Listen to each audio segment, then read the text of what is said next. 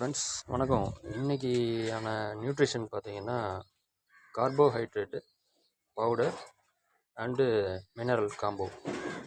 இன்றைக்கான நியூட்ரிஷன் இதை மிக்ஸ் பண்ணி நான் வைக்கிறேன். எவ்வளோ விரும்பி சாப்பிடுதுன்னு நீங்கள் பார்க்கலாம்.